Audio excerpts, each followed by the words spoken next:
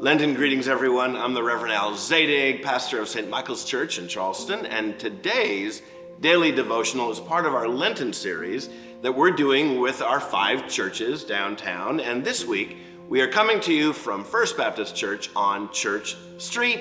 As we go through Lent 2021, we are sharing 31 verses of Psalm 22 for the 31 weekdays of Lent.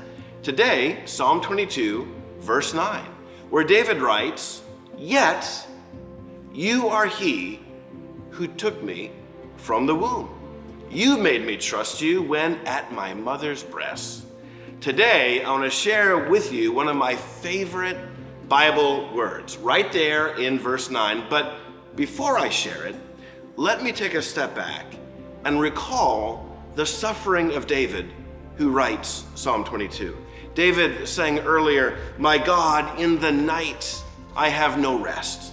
I am despised by the people. Everyone who sees me mocks at me and sneers at me." Now, we don't know exactly the ins and outs of David's burdens that causes such suffering, but we do know that even Jesus quotes this psalm on the cross because he, Jesus, is carrying the burden of our sin. Today, let me ask you, what are you carrying with you? What burden do you feel right now? Perhaps, like David, you're not hearing from God, or you're not sleeping at night. You feel hated by some. You feel mocked for your faith by others. Personally, and for the past 2 weeks, I've been carrying the burden of deep betrayal and sadness as I think about my friend, teacher, and mentor, that powerful Christian defender and author, Ravi Zacharias, a man who taught me so much about uncompromising truth. He developed a worldwide ministry that changed so many lives. But this past May, he died at the age of 74 from cancer. Much to our horror, within the last couple of weeks, it was made known that Ravi was living a very destructive double life. And the news has been devastating.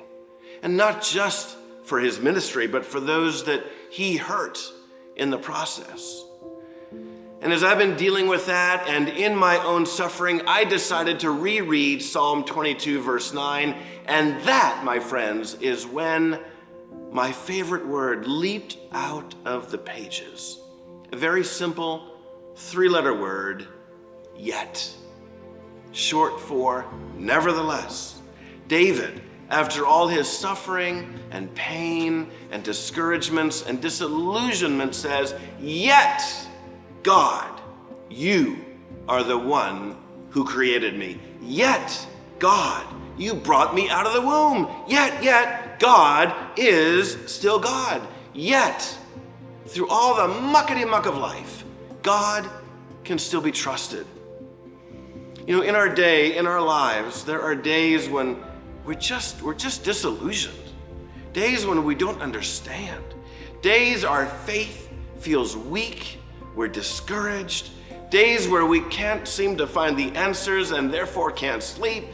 These are the days sometimes when perhaps all we have left is yet. Yet, Lord, I still believe. Help my unbelief.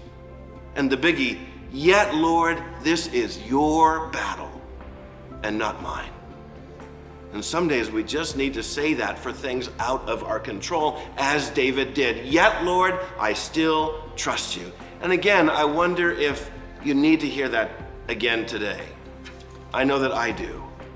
And so my challenge to us is to be a people of the yet.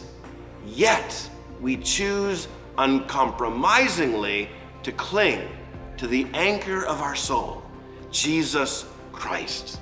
Let, my friends, let us be a yet people, so that in us people can see the hope of glory through the power of the Holy Spirit. We'll see you tomorrow.